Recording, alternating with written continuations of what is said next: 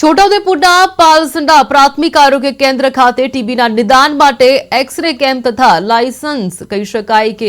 Lions club Vadodara તથા પ્રાથમિક આરોગ્ય કેન્દ્ર પાલસંડાના સંયુક્ત સહયોગથી ટીબી રોગના 20 જેટલા દર્દીઓ માટે પૌષ્ટિક આહાર કીટ વિતરણ કરવામાં આવ્યું। જેમાં જિલ્લા ક્ષય અધિકારી ડોક્ટર BM ચૌહાણ, જિલ્લા ક્ષય કેન્દ્ર છોટાઉદેપુરના medical officer doctor Kuldeep Sharma તથા જિલ્લા ટીબી HIV કોઓર્ડિનેટર વાલસિંહભાઈ રાઠવા, જિલ્લા PPM કોઓર્ડિનેટર અશ્વિનભાઈ રાઠવા, પ્રાથમિક આરોગ્ય કેન્દ્રના medical officer doctor Nisha Rathwa, doctor Jigar Rathwa, doctor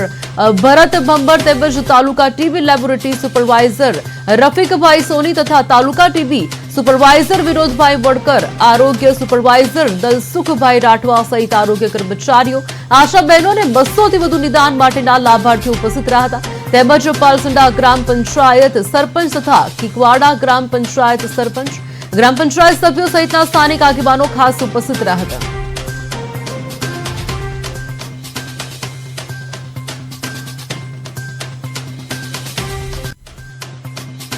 એસીના medical officer,